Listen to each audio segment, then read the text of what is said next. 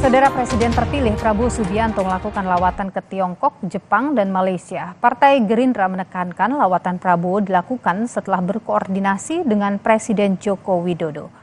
Wakil Ketua Dewan Pembina Gerindra, Fadli Zon, mengatakan undangan pemerintah Tiongkok dan Jepang merupakan suatu kehormatan. Prabowo juga berkunjung menemui Perdana Menteri Malaysia. Fadli menekankan rangkaian lawatan yang dilakukan Prabowo berdasarkan komunikasi dengan Presiden Jokowi dan menekankan Prabowo akan melanjutkan kebijakan era Jokowi.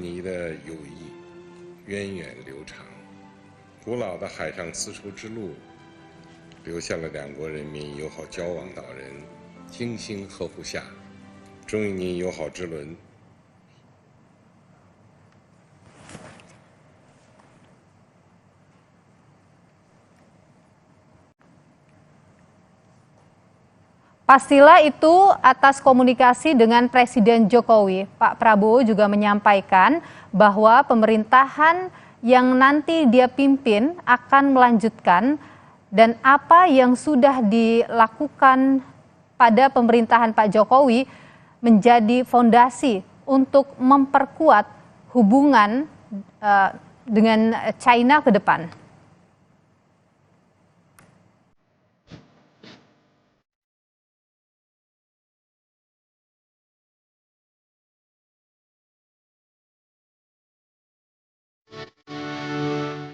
Presiden terpilih sekaligus Menteri Pertahanan Prabowo Subianto melakukan kunjungan ke sejumlah negara. Tiongkok jadi negara pertama yang dikunjunginya setelah memenangkan pemilu pada bulan Februari lalu. Atas undangan Presiden Tiongkok Xi Jinping, Prabowo berada di Tiongkok mulai 31 Maret hingga 2 April lalu. Xi Jinping dan Prabowo bertukar pandangan mengenai hubungan bilateral dan isu-isu yang menjadi kepentingan bersama. Xi Jinping mengucapkan selamat kepada Prabowo atas kemenangannya menjadi presiden terpilih dan menegaskan akan melanjutkan persahabatan kedua negara.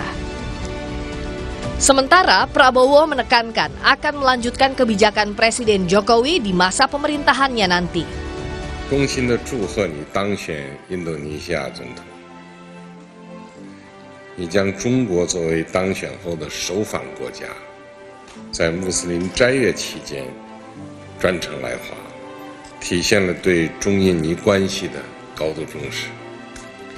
中印尼的友谊源远流长，古老的海上丝绸之路留下了两国人民友好交往的历史佳话。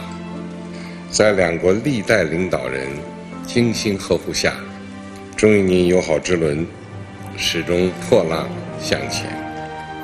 你是中国人民的 老朋友，相信你将担当起领导国家振兴的重任和赓续中印尼友好的使命。 Once again, I would like to emphasize that I would like to continue the policies of President Joko Widodo. I am determined to use all his achievements as a foundation for my programs. I fully support closer and higher quality relationship between the People's Republic of China and Indonesia. Prabowo melanjutkan lawatannya dengan menemui Perdana Menteri Jepang Fumio Kishida Rabu lalu dan mengatakan ia ingin lebih memperkuat hubungan antara kedua negara. Jepang juga berkomitmen mengembangkan hubungan yang lebih erat dengan negara-negara Asia Tenggara, khususnya di bidang keamanan dan pertahanan maritim. Dari Jepang, Prabowo bertemu Perdana Menteri Malaysia Anwar Ibrahim dan keduanya menegaskan akan membahas langkah selanjutnya untuk memperkuat hubungan bilateral dan juga bertukar pandangan mengenai pengalaman politik mereka. Ini jadi kunjungan perdana Prabowo Subianto setelah diumumkan KPU sebagai presiden terpilih sekaligus masih dalam jabatannya sebagai Menteri Pertahanan. Selain memperkuat kerjasama di bidang pertahanan, lawatan Prabowo ini sekaligus mempersiapkan transisi pemerintahannya dengan Presiden Joko Widodo jelang pelantikan pada Oktober mendatang.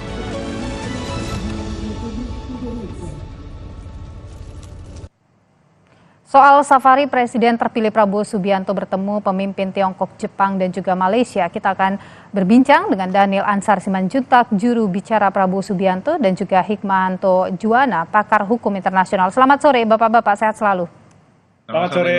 Assalamualaikum. Waalaikumsalam warahmatullahi wabarakatuh. Saya ingin ke Prof. Hikmahanto dulu. Ini soal kunjungan Prabowo Subianto ke 3 negara. Ini adalah undangan kehormatan yang ia dapatkan begitu.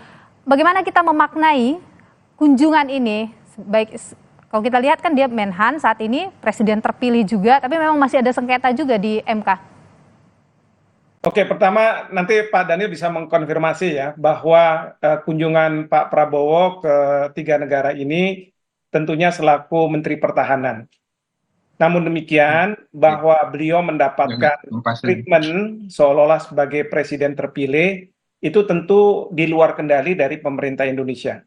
Karena yang mengundang adalah pemerintah Cina bertemu dengan Menhan, lalu kemudian dipertemukan juga dengan Presiden Xi Jinping. Dan di dalam pertemuan itu Presiden Xi Jinping mungkin sudah mendengar dari kedutaan besarnya bahwa Pak Prabowo sudah resmi dinyatakan menang oleh KPU. Karena KPU ini kan sebenarnya putusan akhir bahwa ada proses di MK ini, memang ini seperti kayak pengadilan ini semacam peninjauan kembali begitu ya. Dan Pak Prabowo setahu saya menghormati, maka juru bicara sudah mengatakan bahwa beliau berangkat sebagai Menhan, dan Pak Pratikno Setnek juga mengatakan bahwa dalam kapasitas sebagai Menhan. Demikian juga ke Jepang. Ke Jepang ini mungkin juga sudah sudah dipersiapkan sejak lama.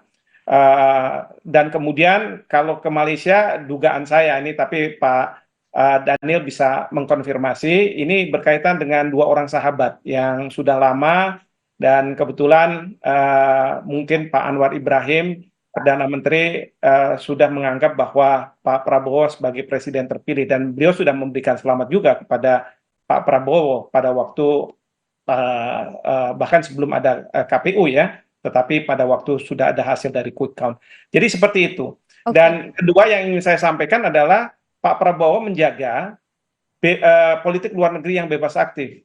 Karena beliau datang ke Cina, tetapi pada saat yang bersamaan setelah itu datang ke Jepang sebagai representasi dari Amerika Serikat. Jadi beliau ingin menjaga jarak yang sama antara persaingan Amerika Serikat dengan Cina. Demikian. Oke, baik. Saya ke Bung Daniel dulu kalau gitu. Bung Daniel, untuk mengonfirmasi lagi ini soal pertemuan di 3 negara dengan 3 pemimpin negara, Tiongkok, kemudian Jepang dan Malaysia ini. Ya, pertama seperti tadi sudah dijelaskan oleh Prof. Hikmahanto, betul bahwasannya Pak Prabowo diundang oleh Presiden Xi Jinping itu dalam kapasitas beliau tentu hadir sebagai Menteri Pertahanan.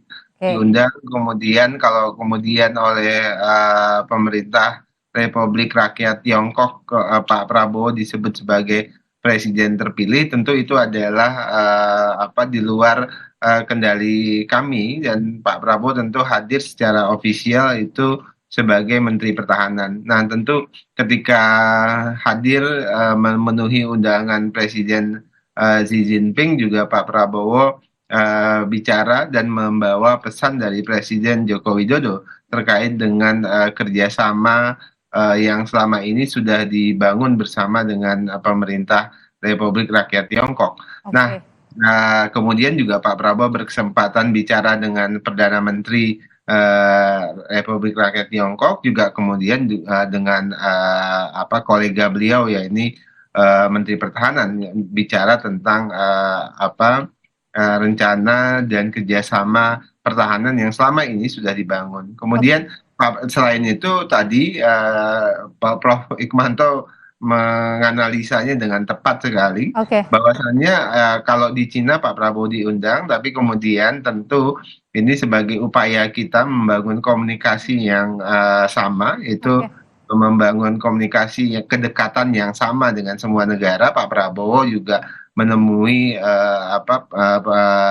Kementerian Pertahanan atau Menteri Pertahanan Jepang yang juga kemudian bersamaan dengan Perdana Menteri Jepang. Oke. Kemudian dilanjutkan dengan Malaysia dan seterusnya. Bung Daniel, tapi pertemuan ini, lawatan Pak Prabowo ini juga sudah dikomunikasikan sebelumnya dengan Pak Jokowi begitu ya?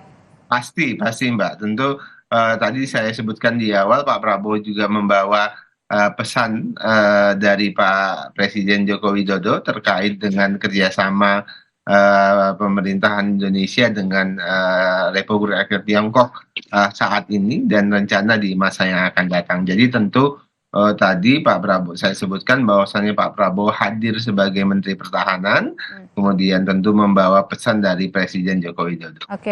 Oke, baik, saya ke Prof. Hikmahanto dulu. Ini kan lawatan Pak Prabowo memang sebagai seorang Menhan, tapi kemudian diterima juga sebagai seorang presiden terpilih. Di tengah masih ada ini Presiden Pak Jokowi begitu. Anda sendiri melihat ini bagaimana? Biasa saja, hal yang lumrah? Yang pasti mungkin saja ya negara-negara sahabat ingin mencuri start dalam artian mereka ingin memastikan bahwa hubungan antar negara mereka dengan Indonesia di bawah kepemimpinan Pak Prabowo akan lebih maju karena sudah difondasikan pada hubungan antara Presiden Joko Widodo dengan misalnya dengan Cina, Presiden Xi Jinping. Nah, tentu mereka mengatakan bahwa kalaupun ada perubahan, nantinya kalau misalnya sampai ada perubahan, mereka akan mengatakan bahwa persetujuan penerimaan Pak Prabowo sebagai presiden terpilih itu secara de facto. Ya, mungkin secara de jure ada cerita lain kalau misalnya ada perubahan di Indonesia, tetapi secara de facto sekarang ini Pak Prabowo sudah dinyatakan oleh KPU sebagai pemenang, jadi sudah resmi di sana. Sehingga saya yakin kedutaan besar masing-masing negara ini mereka sudah menyampaikan hasil dari KPU bahwa ada proses tentu ya dihormati, tetapi sekali lagi bisa saja nantinya kalau misalnya ada perubahan, ada pengakuan secara de jure oleh pemerintah. Jadi negara-negara lain sudah mengakui, Anda menilai begitu ya? Secara de facto sudah mengakui, betul. Oke, baik. Saya ke Bung Daniel. Bung Daniel, jadi kan Pak Prabowo sempat menyampaikan hasil pertemuan gitu ya dengan negara-negara ini, pemimpin negara ini ke presiden. Apa saja sebenarnya hasil penting dari kunjungan Pak Prabowo ini? Ya itu tadi komitmen pemerintah Republik Rakyat Tiongkok misalnya untuk terus merawat kerjasama strategis dengan Indonesia terkait dengan kerjasama ekonomi, kemudian pertahanan, kebudayaan, dan banyak kerjasama lain lagi yang insya Allah diupayakan untuk terus diperluas. Dan di sisi lain Pak Prabowo juga melaporkan tentu komunikasi beliau dengan pemerintah Jepang terkait juga dengan kerjasama industri dan pertahanan, karena kedua negara ini adalah dua negara yang sangat strategis bagi Indonesia. Di samping itu juga adalah upaya Pak Prabowo untuk menunjukkan simbolisasi bahwasannya kita berada di posisi yang setara, posisi yang menjaga kedekatan yang sama dengan semua negara. Seperti tadi saya sebutkan, politik bebas aktif sebagai sikap politik kita dalam konteks hubungan luar negeri. Baik, terima kasih Bung Daniel Ansar Simanjuntak, juru bicara Prabowo Subianto, dan juga Prof. Hikmahanto Juwana, pakar hukum internasional, sudah berbagi pandangan di Kompas Petang. Sehat selalu. Terima kasih. Saudara, kami masih akan hadirkan sejumlah informasi penting dan juga ada dialog utama. Kami akan hadir bersama rekan saya Tifal Solesa. Tifal, silakan. Ya, nih loh, 4 menteri sudah memberikan keterangan soal bantuan sosial dalam sidang di Mahkamah Konstitusi.